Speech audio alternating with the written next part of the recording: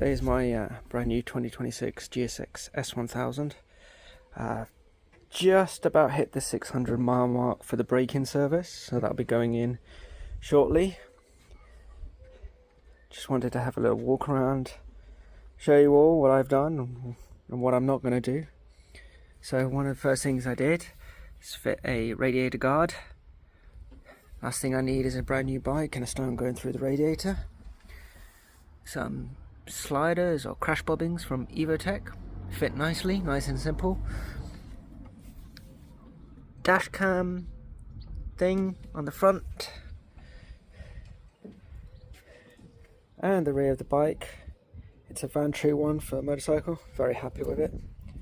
And a SAE connection for a USB charging point.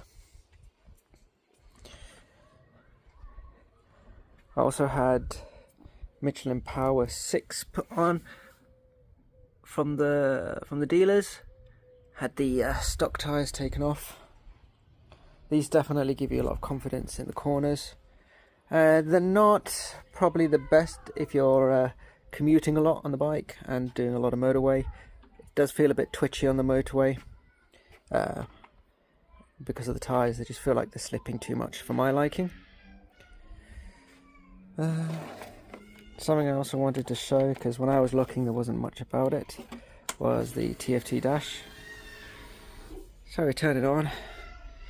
We only have these 3 buttons to do everything with, which is nice and simple. My heated grips. There's the dash cam kicking in.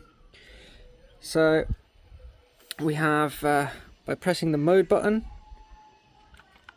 it will select.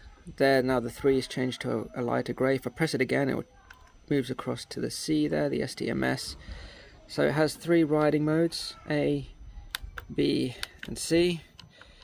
A being hold on for dear life, B for go get some, and C for take it easy. Obviously that's not what they stand for, that's just how I figure them. The 3, which is for the TC there, that's the traction control. It has 5 settings. And off, I have it set on 3. I find that's kind of the sweet spot for my inability of riding at the moment.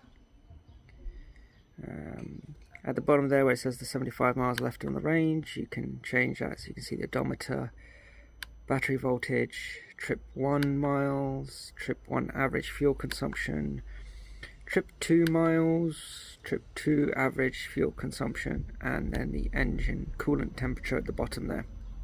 That's it for information on the dashboard. That's really it.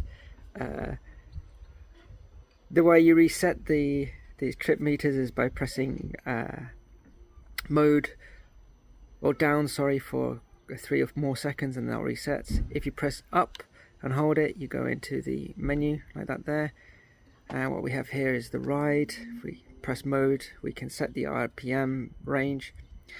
Now what this does is it doesn't stop the bike going over the RPM, over that set RPM. It just makes the dashboard flash when you hit that RPM range. So I have it set at this, which is what was recommended for until the break-in service. We have the quick shifter set. So we have a lot of options here, on or off. It's a nice simple bike. It's not, you don't need to be a rocket scientist for this one. Then we have info, warning list. Here we have the service, and that's it at the moment. Next service due, according to that, it's the 18th of June 2027 in 23 miles. And then an exit button. And then at the bottom we have settings, brightness, medium, bright, dark. I have it set on medium. Day or night, this just changes it from white to black background. I don't know if it, yep, there we go. So you can see that it's changed to black. There's the white. And auto means when it gets dark it changes to black, and when it's daylight it stays on white. Units. Here we can change our speed to kilometers an hour or miles per hour. Being in the United Kingdom, we do run on miles per hour. Consumption, again, It's just the different versions of the same thing. So kilometers per litre, litres per 100 kilometers, miles per gallon imperial, or miles per gallon US. Then we have temperature, Celsius, Fahrenheit, if you didn't see that one coming, and exit. So then we have date and time, date format. It's basically, it's month, day, year, year, month, day. I want day, day, month, year. I don't know why it was the other way around. Set date format. There we go. 22nd of the 7th. That's today's date. Set time. 7:23 p.m. It is a 12-hour clock. It doesn't have a 24-hour clock, which kind of disappoints me, really, but that's my personal preference. And then default set. So here you can set everything to the default as it was if you made any changes. And then the system information. So there we just have basically that, just information on the device. And then that's it. That really is it for the TFT Dash. You can't change it like other bikes. You can't make it a bar version. You can't change the layout. There's no step-by-step navigation into it like the BMWs or the Hondas or anything like that. It is straightforward, simple. You're only blinking at it to see how fast you're going and enjoying the ride. It's one of the things that attracted me to the bike.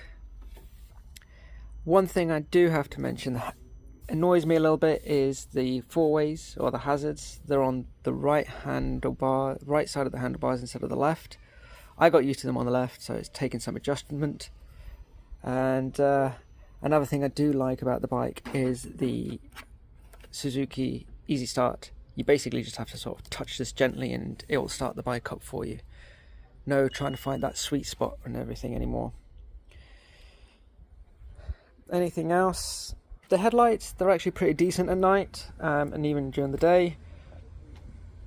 The quick shifter is amazing.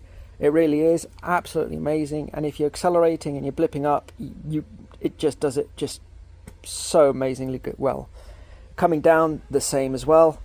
It's just fantastic in that sense compared to some of the other ones that I tried.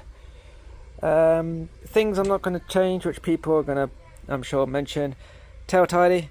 Not putting a tail tidy on. I'm not going to waste my money because I face that way. I can't see the back, so I don't really care too much about that. Everything I'm going to put on will be for my benefit of riding, not for other people's benefits. Something else I did put on, which I do recommend, because one of the things that kind of annoys me is that there's absolutely no storage space on this bike, is I put a road lock disc lock system on here, and you can see it there. Basically a pin drops in here and goes through one of these little pins in your disc and it locks it. They're very, very good. You should check out the videos of other people who made reviews. I think Bennett's did one if I remember correctly, and some others. They're very, very good. They're not the cheapest by any counts, but it does mean you don't have to carry a disc lock. You just have to carry this little pin, which is basically the size of a key. Really simple to use, really simple to put on. It's not rocket science. Definitely worth the investment because the underseat storage here is, well, let's take a look at it, because that was actually something else that was never really shown on any videos. So we have, well, I'm just going to do this with one hand. There we go. There. That is, well, my hand, basically. So, to put that into perspective, bear with me a second. I have a Abus RS-7000 alarmed disc lock. Sorry, 7000 RS disc lock there. And it doesn't really fit. You can see there that it's a bit of a tight squeeze for that. So luggage space on this bike, or storage space should I say, not really there. There is a tool roll down there. It's a bit fiddly to get out, but there is. It basically has your C-spanner for your rear suspension set and a couple of spanners, and that's about it. So nothing grandeur on that side of things.